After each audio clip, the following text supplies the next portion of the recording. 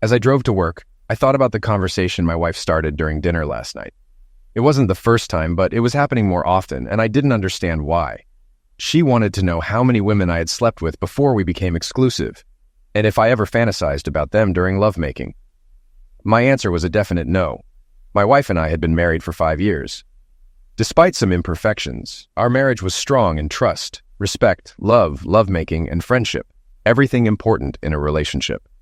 I believe my wife felt the same, and we were living a great life. Good jobs, a nice house in a good area, and enough money and free time to enjoy vacations, good wine, food, and entertainment. My name is William Harrison, but my friends call me Billy. My wife is Molly. I'm a 5'11" inches blonde-haired, blue-eyed guy of Nordic descent, with some Irish temper that I learned to control in high school through numerous fights. I stayed in good shape by playing soccer and hockey year-round and lifting weights. I still jog, play in an adult soccer league, and enjoy pond hockey. My wife, Molly, naturally exuded lovemaking appeal with her sparkling eyes, flawless skin, and captivating smile. She had a knack for making people feel at ease, getting them to open up about anything while being a great listener and non-judgmental. Though her friendliness sometimes bordered on flirting, she never crossed the line into inappropriate behavior. Molly attracted attention with her bubbly personality and enviable body. 5'7" inches tall, blonde hair, blue eyes, and an amazing figure, especially her legs and firm hips. She stayed fit by going to the gym 4 to 5 nights a week, which was her main hobby outside of work. I often joked about my urge to grope her whenever she walked by, and she didn't mind. Molly's personality was perfect for me, although she had one flaw that sometimes led to emotional discussions. Once she made up her mind about something, she wouldn't change it. She believed she was right, especially in non-scientific matters, making her quite stubborn on certain issues. Changing her mind was nearly impossible once she decided on something. We married right after college, having exclusively dated for the last 2 years of school. Molly didn't have many physical partners before marriage, unlike me. During my senior year of high school and the first 2 years of college, I had numerous partners. At 19, one of my first partners was an older divorced woman who taught me a lot about pleasing a woman and making her peak. Thanks to her, I became skilled at ensuring my partner's pleasure before my own. I explained this to Molly when she asked how I knew how to please her so well. While grateful for my experience, she felt jealous about missing out on different partners and physical experiences. Professionally, I work as a mechanical engineer at Abbott Labs, designing and testing injection-molded components for medical devices like ventilators and pumps. I enjoy the challenging yet low-stress job, which also allows me time and money for hobbies. My latest project is restoring a 2005 Winnebago B-Class RV for week-long trips with Molly to places like Lake Superior's North Shore, the mountains, and the ocean. Molly was a CPA working for a top national accounting and consulting firm. Her job paid well, wasn't too stressful, and involved some travel. Occasionally, she accompanied junior CPAs on audits to ensure thoroughness and proper training. Recently, she'd been traveling with Andrew, a new employee starting his 3-year path to CPA qualification. Molly once mentioned how attractive and confident Andrew was after their first trip, but hadn't talked about him much since. As I spent more time finishing the RV, I grew more excited about our upcoming trips. However, I noticed Molly wasn't as enthusiastic and seemed less bubbly and open in her communication with me. Our lovemaking life was still great, and a few times in the past weeks, Molly came home late and passionately initiated lovemaking. The last time, her underwear were already wet, indicating she was incredibly turned on by something. After one of our intense post-work lovemaking sessions, I went down to start dinner while Molly jumped into the shower. I felt that things had been off lately and decided to talk to Molly about it over dinner. Meanwhile, Molly enjoyed the hot water, but also felt a pang of guilt. She had been going to lunches, happy hours, and recently dinner and dancing with her coworker, Andrew. Their conversations had become increasingly flirtatious, crossing the boundaries of what a married woman should allow.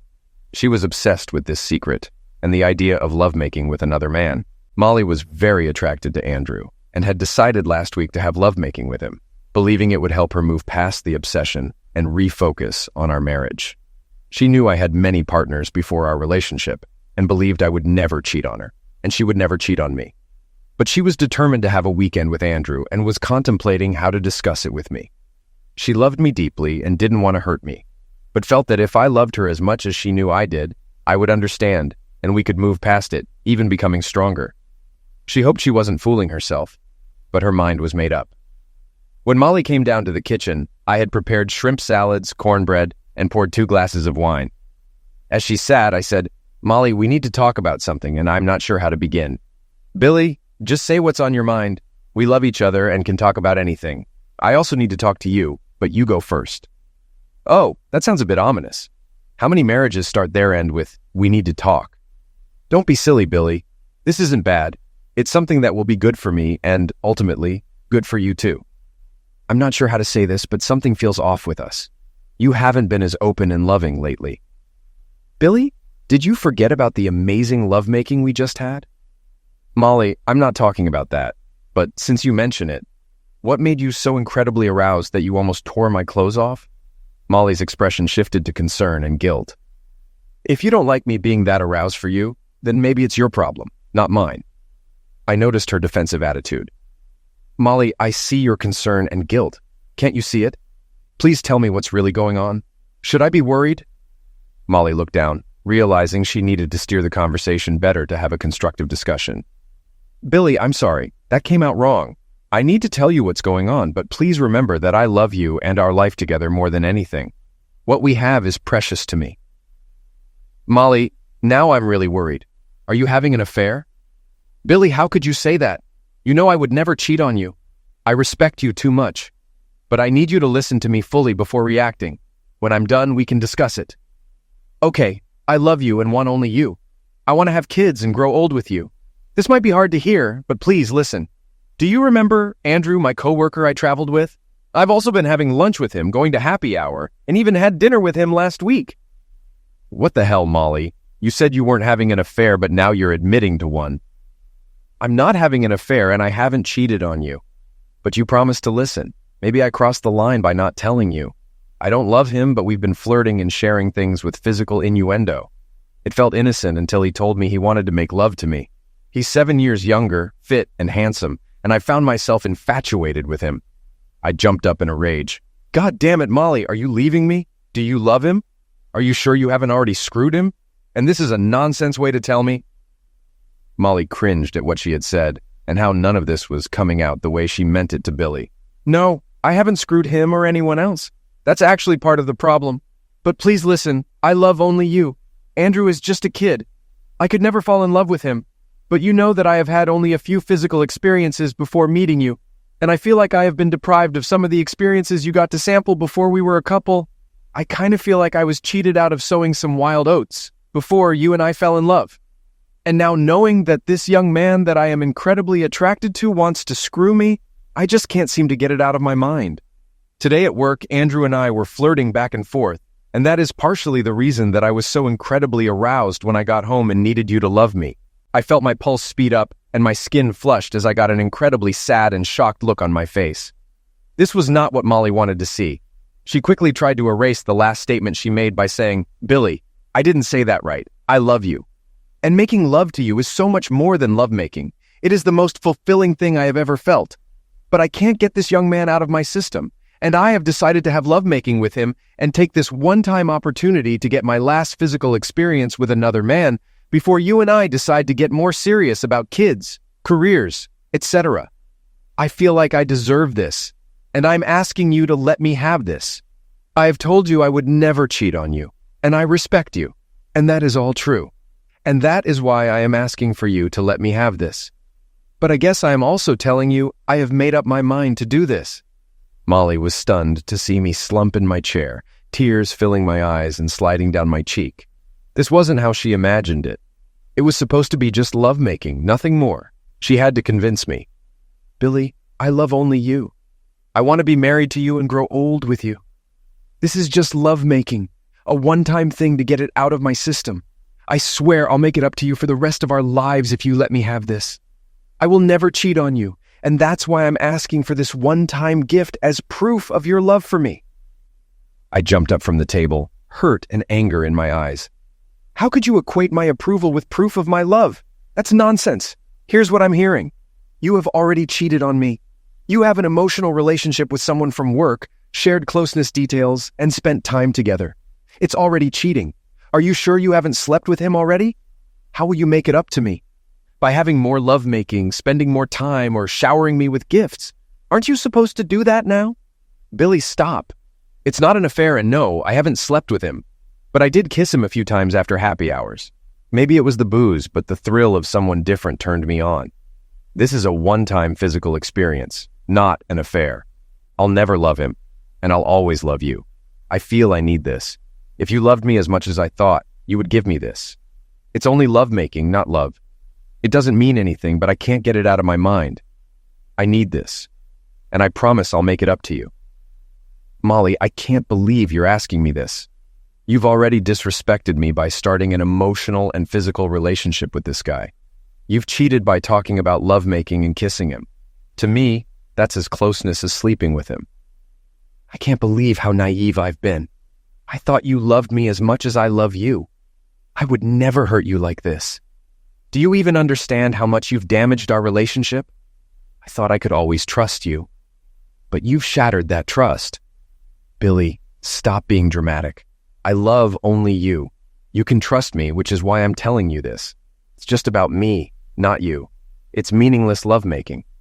Fine, maybe I'll find some meaningless lovemaking too and see if you still believe that. I stood up, grabbed my keys, and headed for the door. Billy, grow up and come back. This isn't bad.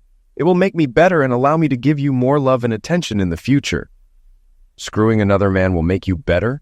You're delusional. How can you believe this? You say you love me, but expect me to accept your infidelity. I will never get over this. If you go through with it, we're done.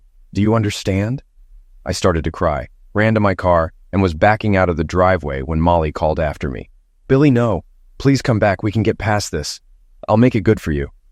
All I could do was look at her with extreme sadness and pain as I drove off into the night. It will be good for me. What the hell? This is unbelievable. God, what do I do now? Molly sat, stunned and depressed, realizing she had messed up. Why doesn't he understand how much I need this and that it won't hurt our love and relationship? But deep down, she knew it already had. They had never fought like this before. Billy had never walked out or questioned her love. Now she questioned his. She didn't want to admit she had done significant damage, but she had already planned to meet Andrew for brunch on Saturday and spend the afternoon and night having lovemaking at the Hilton, returning Sunday night to dedicate herself to Billy. She believed Billy would get over it and their relationship would improve. After 2 hours with no word from Billy, she became really concerned. He was in a bad mental state when he left. She expected a call to make up, but with no contact, she tried calling him. He didn't pick up, so she left a voicemail. Billy, I'm sorry you took this so dramatically and got hurt. Please don't be hurt. I love only you and want to be with you forever. This is about me getting something I missed in my past. Please understand and come back to me. She got ready for bed, checked her phone again, and saw no response from Billy. She lay down and drifted into a fitful sleep. I cried as I drove to the Hilton in the next suburb and checked in for the night. I spent too much time in the hotel bar, getting drunk, and fell into bed. Later, I ignored calls and a voicemail from Molly, still in shock that she thought this was okay and could claim to love me while insisting on having lovemaking outside our marriage vows. I knew how stubborn she could be, but this wasn't something I could let go. This was a marriage-ending mistake, and I had to convince her of that before it was too late. Even if I stopped her this time, would she eventually do it behind my back? That would destroy any remaining trust and respect. If I let her do this, I would never feel the same about her again. And if I agreed, would she resent me for not standing up and demanding she be faithful? There were no good options, and I felt this was the beginning of the end. My only hope was to talk her out of it and get her to go to counseling with me to understand why she felt this need. Wednesday morning, Molly woke up, moved over to cuddle with Billy, and gasped when she realized he hadn't slept in their bed. She checked the guest bedroom and the couch, but found his car was gone. Extremely upset, she saw no texts or voicemails from him. She called, but he didn't answer. After she hung up, she got a text. Molly, I'll be home at 7 p.m. tonight. Please eat before I get there. We need to have a serious discussion about our future. Molly initially thought, God, Billy, quit being so dramatic. She was angry, but then started to worry. Billy seemed to be suggesting they might not have a future together, which was the last thing she wanted. She loved him and wanted to be with him. She had to make him understand that tonight. Molly went to work, and as soon as she sat down, Andrew approached her. Good morning, Hot. You look good enough to kiss and cuddle. Are we still on for Saturday? Did you tell your husband? Should I be worried? Andrew, let me handle Billy. He won't hurt anyone. He's not sold on the idea, but he'll be okay. Yes, we're still on for Saturday, and I'm excited about it. After he left, Molly texted Billy again. Billy, are you okay? Please know that I only love you and want you. Our future together will be better and better. An hour later, I replied sarcastically, yes, sure. Molly was mad at how immature I was being, but also sad at how much this was hurting me. She believed she could make it up to me with love and attention, thinking things would soon be as good as before, if not better. Wednesday, I called in sick and, after Molly left, went back to our house. I worked on the RV, mounting the solar panel, finishing the electrical and Wi-Fi connections, getting a new toilet cassette, and filling the water tanks. I planned to finish the cabinetry on Thursday, making it road-ready. The work distracted me from my pain. With 2 hours until Molly's return, I researched divorce, finances, and counselors, forming a preliminary plan for any outcome. Then I made a list of my belongings and headed to the bank. At the bank, I canceled our joint credit card and opened one in my name. I also canceled our joint checking account and opened a new one for myself. I prepaid the mortgage for 2 months using our joint account, then split the remaining balance, with 50% going to her and 50% to my savings. Afterward, I went to a pub for a craft beer and burger, preparing for our discussion at home. Molly came home around 6 p.m. and saw I wasn't there. Unsure if I'd been home, she made a sandwich and thought about how to have a more positive discussion. When I arrived, she ran up, kissed me, and hugged me tightly. Billy, don't ever leave like that without letting me know you're okay. I know you're hurting, but I was so worried. I love you, only you. We are solid and always will be. So you knew I was hurting, and you love only me. I wish that were true, Molly, but I doubt it now. A week ago, I wouldn't believe you could ask for what you want. An affair outside our marriage. It's inconceivable to me that you claim to love me and then ask for permission to commit infidelity. Billy, don't you dare say I don't love you. It's not cheating if you approve, and it's only lovemaking just one time. Stop being so dramatic and immature, Molly. You want to talk about drama? I'm looking at the woman I loved, trying to convince me that she loves me, while asking to have lovemaking with another man for a weekend and then go back to how we were. That will never happen. How would you feel if I slept with someone else and told you it was just lovemaking? That's not fair, and you know it. Billy, you've had dozens of women and all kinds of experiences. I didn't have that chance. If you went out and had lovemaking with someone, I would kick you out and not know if I could forgive you. Why should it be different for me? Why shouldn't I kick you out? Why do you think I can forgive you? Molly, teary-eyed, said, Billy, I couldn't live without you. I love you and want to be with you. Nonsense, Molly. You wouldn't be proposing this if you meant it. Have you already agreed to this? Did you talk to him today? Yes, I talked to him. This Saturday, he's picking me up and I'll be back Sunday evening. On Monday, I'll be the hottest, most loving wife you could hope for. You already were that. But if you go through with this, you never will be again. Molly gasped, recoiled to the kitchen, and sat down, pleading with her voice and eyes. Billy, please know I love you so much. Don't let this hurt our marriage. You are my husband, my lover, my best friend, the father of our future children. You are my everything. Molly, if that were true, you wouldn't consider doing this on Saturday. This conversation is going nowhere. If you go through with this, we're done. I'll be back Friday night. Let's spend that night together. Billy, don't walk out on me again. We need to get through this, please. Friday night. I'll bring dinner around 7 p.m. What time is Andrew picking you up Saturday? I'll tell him 11 a.m., but you don't have to leave. I want you to meet him. Jesus, Molly, if I see him, I'll kick the crap out of him. Why would I want to meet the guy who's trying to destroy our marriage? Think hard about this before Friday. Billy, no, wait. Please don't leave like this. Tell me you're okay, that this won't hurt us. Molly, I'll never be okay with you having lovemaking with anyone but me. If you want to sleep with others, get a divorce. Your request today has already hurt us more than you realize. If you cancel this and promise to go to counseling with me, maybe we'll be okay. If not, we're finished. Tell me your answer Friday night and think hard about it. Billy, don't give me ultimatums and don't walk out. We will be all right, even better after this. Yeah, right. Pigs are flying. Unbelievable, I said sarcastically as I walked out the door and turned off the voice recorder. I headed back to the Hilton, booking a room for Wednesday and Thursday night. I called my boss and explained I had a family emergency, needing the rest of the week off. He reluctantly agreed without asking for details. Molly slumped over the table after I left. How could he be so stubborn, she thought. She was sure I would never leave her, but wondered if we had already damaged our relationship beyond repair. If so, would going ahead with her plan make it worse? She was obsessed with the idea of being with Andrew and decided to compromise by agreeing to marriage counseling while still seeing Andrew for the weekend. She dragged herself to bed, her thoughts racing. Billy was her world, and she realized the pain and anger this was causing both of us. Did she really need this? But she felt trapped, having already committed to it. She believed Billy's arguments were unreasonable, thinking he had dozens of women to look back on during restless times. She had never had that. This was just Zex one time, just for her. He needed to get over himself in this situation. On Thursday, after Molly left for work, I returned home and started moving my belongings into the RV, making sure to take things Molly wouldn't miss. I also went to the thrift store to donate clothes I never wore. I took my tools, sports equipment, and recreational items to my best friend Tom's house, along with a couple of pen and ink drawings my uncle had done that I knew Tom would appreciate. We sat down for a beer, and I explained my situation. Tom looked at me incredulously and said, "Billy, you've got to be kidding. No way would Molly do that to you." "Are you sure about this? Maybe something is wrong with her."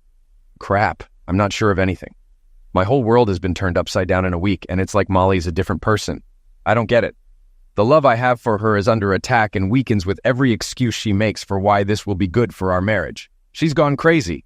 Can't you forgive and forget? Get some counseling and move on?" "Hell no. I've told her we can do that if she doesn't sleep with the guy. But if she does, I don't see any way back. I've tried talking her out of it. Now I'm going to see if I can give her so many peeks and such great love-making Friday night that she'll listen to reason. It's my last chance. Good luck, man. Let me know if I can do anything to help. I mean, not with the peaks, but to ease your pain. I hate to see you guys hurting. You were my role model for a strong, healthy marriage." Well, I guess both our illusions have been shattered. I never saw this coming. I'm doing everything I can not to go strike the living crap out of the guy. Well, if it comes to that, let me know. I'll help with the payback. Okay, I'll think about it. Take care, bud. I'm getting a new phone and number, and I'll text it to you. Later, brother. Keep calm and hang in there. I went to Verizon, got a new phone and number, and changed our current plan to Molly's name only. Then I took the RV for a test run and was pleased with the results. I finished the cabinetry, got new license tags and insurance, and was ready to go. I cleared my personal emails and documents from our home computer, essentially erasing my past life. I composed an email to family, friends, and coworkers explaining Molly's actions and my response. If I couldn't talk her out of this, I would explain she chose to have an affair despite my objections and knowing it would end our marriage. I prayed I wouldn't have to send it, but I wanted everyone to understand what happened. I also attached the voice recording from the other evening. On Friday, I consulted a divorce lawyer who said that with our comparable incomes and no kids, it would be a 50-50th split of assets.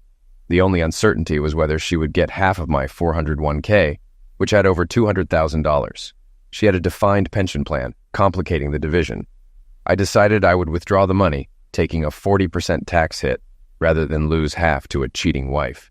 I planned to wait until after the weekend, hoping to persuade Molly to reconsider. As Friday approached, I felt our future and my love for her were in her hands, and I prayed she would make the right choice. I bought shrimp, swordfish, and a Caesar salad, started the grill, put white wine on ice, mixed gin and tonics, and waited for Molly to come home. She was excited to see me cooking. "Thank God you came home, Billy. I missed you so much. Promise me you won't leave like that again. You love me. I love you. We need to be together." I took her into my arms and gave her a long, tender kiss. "Molly, why don't you take a shower and put on something hot? Bring a G&T with you. When you come back down, I'll grill the food and we'll enjoy dinner. It might be our last, but tonight, let's celebrate our marriage." "Billy, stop talking like that. You're upsetting me by questioning our marriage. I'm getting annoyed. I've told you repeatedly that I love only you. This isn't about you. It's something I need to get out of my system." "Molly, we've discussed this enough. Let's drop it for now. Enjoy your G&T, shower, and we can have a nice dinner and a pleasant evening." "Okay, but stay with me tonight. Don't leave me worrying. I'll be back in something that shows you how much I appreciate you." Molly went upstairs to shower. When she came back down, I gasped. She wore a French maid outfit with a little white cap, a tight white blouse showing her assets and midriff, black thigh-high silk stockings, a short skirt, and 4-inch heels. My God, Molly, you look incredibly hot. I want you to see a preview of the next few weeks. I bought other outfits you'll love just as much. Now let's grill the food. I'm hungry, but I really want to get to dessert. She winked. We hurried through dinner, finishing the G&Ts and most of the first bottle of wine. When I couldn't wait any longer, I lifted her into my arms, carried her upstairs, and laid her on the bed. She reached for my belt and zipper, but I stopped her. Tonight is for you, Molly. I'm going to worship your body and make this lovemaking unforgettable, so you understand how good we are together and why we should belong only to each other. We do belong to each other, honey, and that will never change. Please, just make love to me tonight. Let's move past the stress of the last few days and cement our love. We made love that night. When we were done, she was completely satisfied and soon drifted off to sleep. Molly woke up at 8:30 a.m., knowing it was time to get ready. Andrew would pick her up at 11 o'clock. She felt a mix of guilt, anxiety, and lust. After last night's lovemaking, she briefly wondered what she was doing. How could anything be better? But she felt committed and decided to follow through. She heard me in the kitchen and smelled bacon, eggs, and coffee. Putting on her robe, she came down to see me. Billy, last night was incredible. That's what I see in our future. I love you so much and thank you. I didn't respond, but finished the eggs and asked if she wanted any. I'd better not eat now, Billy. Thanks. Andrew and I are going out for brunch at 11 o'clock. I need to shower and get ready. Please stay so we can hug and kiss goodbye. Molly, I won't beg you anymore. I'll just ask one last time. Are you sure you want to have lovemaking with a man who isn't your husband? Billy, stop. It's just one-time lovemaking. It changes nothing about my love for you. I looked at her with pain and sorrow and shook my head. I won't leave until I tell you goodbye. Molly flinched at my words, sensing a finality that made her shudder. Billy, I love you and this will be okay, you'll see. I just need to get this out of my system. We'll be stronger in the future. Yeah, right, Molly. It's incredibly sad you believe that. She flushed, tears forming as she ran to the bathroom. Why couldn't he just get past this? Let her have this fling and they could move on with her making it up to him for this gift. My God, she thought. This has changed Billy. I'll have to work hard to ease his pain. He loves me so much and always gives me what I need. This will be no different. She showered, applied makeup, and wore a hot but tasteful dress, thigh-high stockings and heels. When she came down with her weekend bag at 10:30, it felt like a knife in my heart seeing her dressed for another man. Billy, you're okay, right? You know I love you, don't you? And you love me. Didn't last night show how we can get past this and how great our life will be? Molly, I wanted last night to be special for us. It was a celebration of our marriage, and I wanted it to be a memory we could carry forever. Billy, don't say our last night together. That's cruel. You're making me feel guilty for one meaningless weekend of lovemaking I need to get out of my system. Of course, we'll be together and better than ever. She moved to kiss and hug me, but I turned away. Molly, our night is over. You chose a weekend of meaningless lovemaking over your husband. These kisses don't matter anymore. Billy, stop it. It's not like that. This is one and done, and I deserve it. You have history with dozens of women to fantasize about, and I have nothing. I need this to get it out of my system. It isn't love, and doesn't affect our relationship or my love for you. Yes, Molly, this is one and done. Before she could respond, a car honked outside. Billy, stop the drama. I'll be back Sunday night, and you'll still be my only love and life partner. The horn honked again, and Molly asked, Should I introduce Andrew so you see he's just a kid I'm attracted to, not a threat? I looked at her with pain and anger and said calmly, Don't let him in or I'll break his nose, jaw, and crush him. I'll enjoy his screams. Molly shrunk back, shocked by my anger. Please, Billy, let me have this one and done, and I'll be back to love you forever. She picked up her bag, walked to the door, and turned to smile. But seeing my pain, she blew a kiss and said, Billy, Sunday night and beyond, I'll be the best wife and partner. I love you. Goodbye, Molly. I waved. She stood there briefly, contemplating something before walking out the door. I sat down in a kitchen chair and cried, feeling I had done everything possible to prevent this marriage-ending affair. Molly seemed to be in her own world, justifying that this was necessary for her and beneficial for us. After half an hour of crying, I got up and began moving my belongings to the RV. In the bedroom, I noticed Molly had left her wedding rings in a bowl on her dresser. I put them in my pocket as my sorrow turned to growing anger. 2 hours later, I had packed all my important items. The paintings, sketches, and sculptures my uncle left me were carefully wrapped, boxed, and placed under the RV's queen-size bed. My clothes didn't all fit, so I quickly sorted through them and threw the rejects in the garage trash. Walking around the house with anger and pain seething, I saw our wedding album with 40 photos from our wedding 5 years ago. What once brought me joy and peace now intensified my pain and anger. I ran to the garage, grabbed a box cutter, and slashed an X through several of the photos, cutting out the triangle portion with our faces and tossing them into the fireplace. I went to the desk, wrote my final letter to Molly, tears falling on the paper. I placed the letter and a check for her half of our joint accounts into an envelope and wrote her name on it. I set the photo album and the letter on the kitchen table, removed my wedding ring, and placed it on top. I scheduled an email to all our friends, relatives, and contacts for Monday at 9 a.m., knowing I'd be long gone by then. I walked out, got into my RV, and drove away from my old life. It was now mid-Saturday afternoon, and Molly and Andrew had enjoyed brunch and checked into the hotel he booked for the weekend.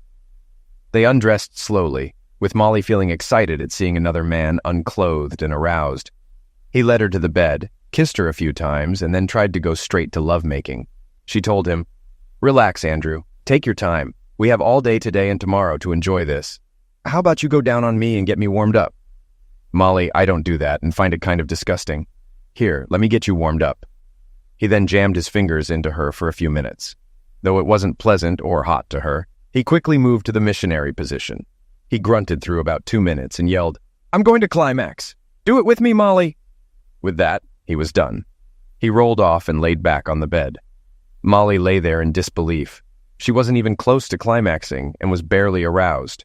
Andrew jumped up and ran to the bathroom, saying he needed to clean himself up and would bring her a washcloth.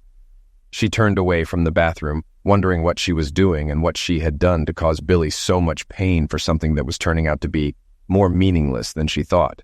She grabbed her cell phone from the bedside table and quickly composed a text to Billy. "Billy, my love, please know that I love only you. Please tell me that you are okay and that you love me too. I can't wait until I see you again." Andrew came back, and being young, he was ready to go again.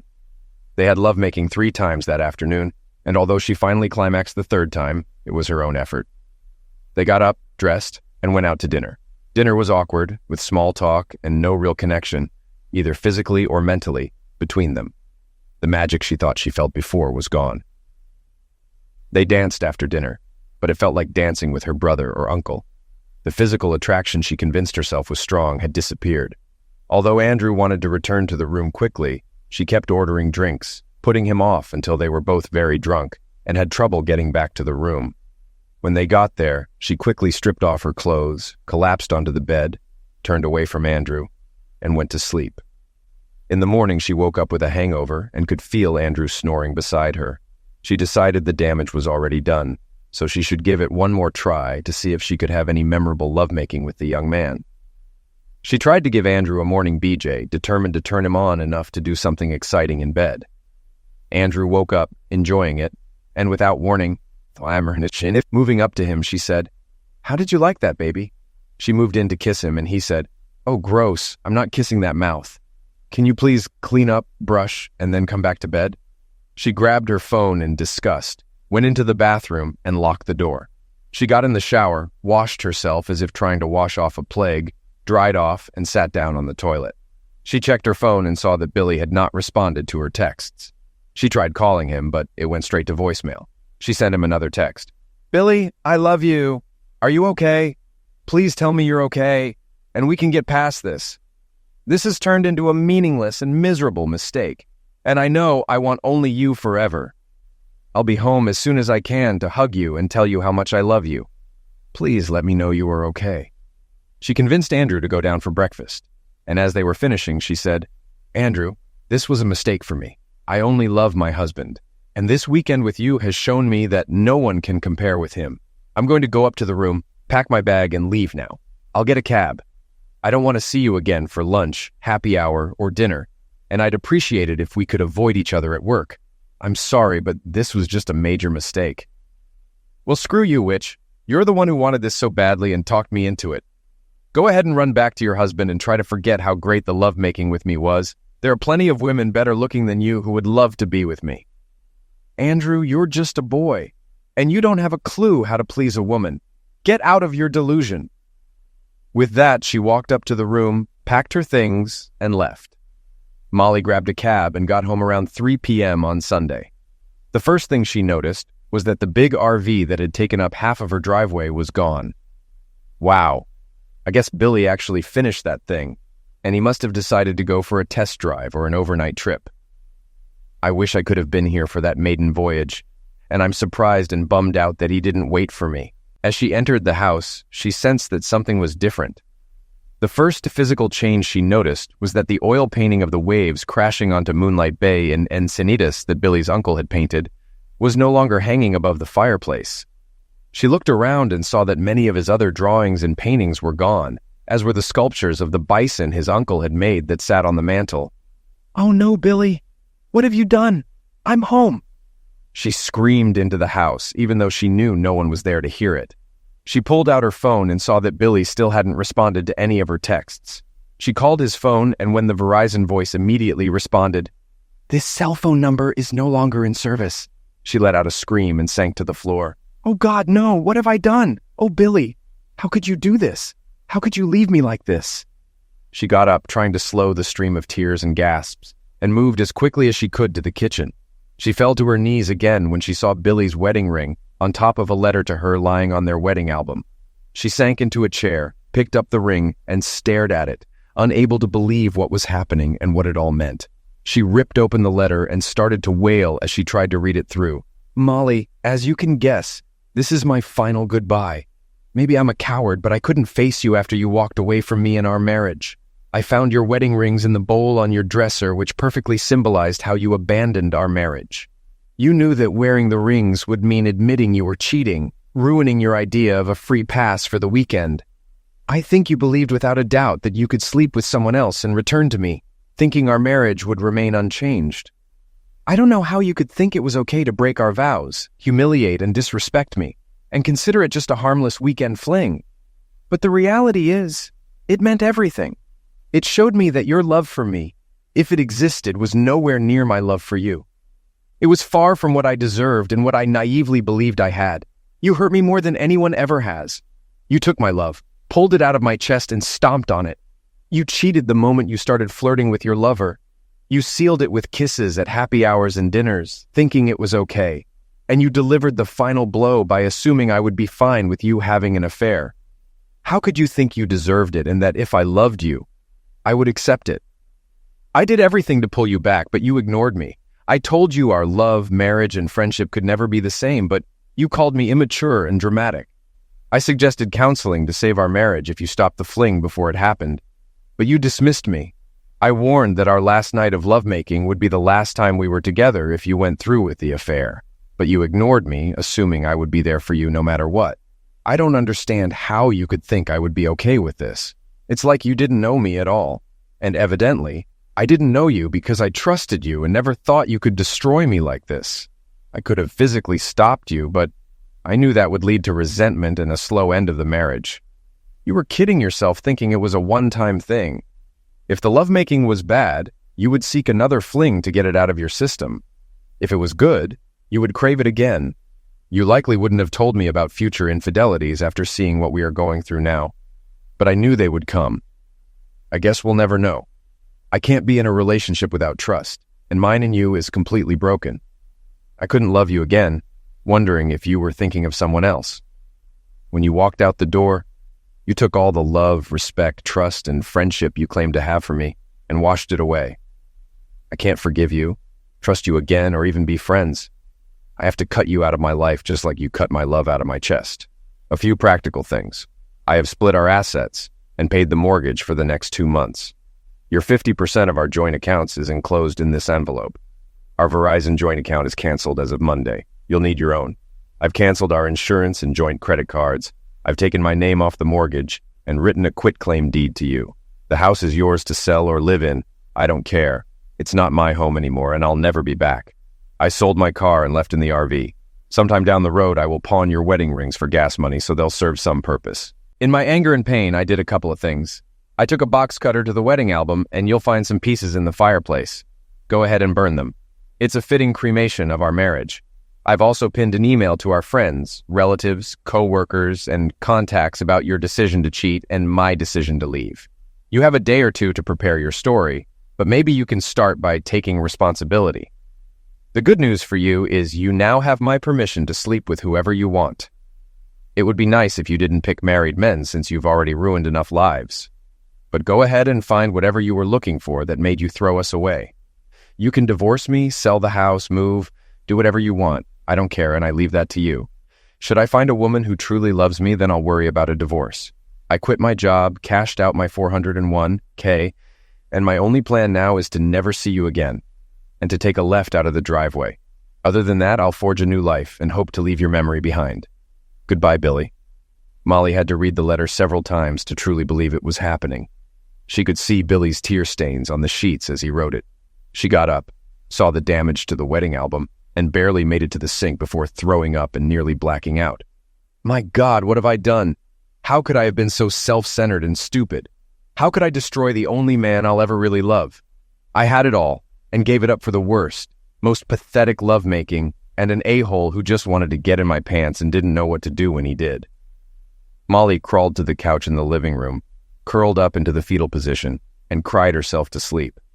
She couldn't believe she had been so stubborn and fixated on her lust for a new lovemaking partner that she ignored all of Billy's warnings and ultimatums. She had destroyed her life in a matter of weeks, and now knew she would pay the price for her betrayal forever. Billy drove to the banks of the Mississippi and decided to follow it from Minneapolis-St. Paul down to New Orleans. Once there, he would decide whether to turn left or right. The long driving hours were filled with thoughts of Molly and whether he was doing the right thing, but he decided not to make any decisions for weeks. He couldn't even envision being friends with her, much less partners. However, if his anger subsided and it became more important to be with her than without her, he might open a dialogue, but he gave it less than a 25% chance of happening, and it would be a long road back. Molly had to endure the humiliation and pain of explaining her foolishness and reasoning for the fling to her parents, relatives, and friends. She could tell none of them would understand her reasoning or take her side. She now couldn't understand her reasoning either, much less explain it. She had to admit how horribly she misled herself into thinking the fling wouldn't affect them. She had to explain how she didn't realize until now how it would destroy her marriage and her only love. She had to take responsibility for being incredibly self-centered and stupid about the importance of her fidelity to both Billy and herself. She saw how she had lost her family and friends' respect, and how they began to distance themselves from her. Molly called Billy's best friend, Tom Weekly, pleading for Billy's location, his phone number, or any information about him. She begged Tom to tell Billy that she loved him, had finally understood and taken responsibility for cheating, and would do anything to get him to talk to her again. Tell him I love him. I miss him. I messed up badly and truly understand that now. I'll do anything to fix this if he gives me a chance. I'll never divorce him. I'm committed to our marriage vows and won't date or have any male relationships while we're still married. She waited every week, hoping for a call or response, but it never came. She stopped going out with anyone, led a lonely life at work and home, and prayed that something would eventually bring Billy back to her. She remained faithful to their marriage, waiting for him. About a month after Molly's affair, Andrew's doorbell rang. When he answered, a man in a ski mask with a police baton quickly shot him twice in the head and neck until he collapsed, then kicked him several times in the lap. As Andrew lay in pain, the attacker told him to never mess with married women, and then walked away. As time passed, both Molly and Billy thought about what happened, and neither could understand how she thought it would be okay. 3 years later, Molly was still waiting for Billy, but he never returned. One morning, as Molly was about to leave for work, a man approached and asked her name. Once Molly confirmed, he handed her an envelope. "You have been served." Molly did not cry or react. She just stood there. She let out a small smile and said, "All the best, Billy. I hope you have a wonderful life."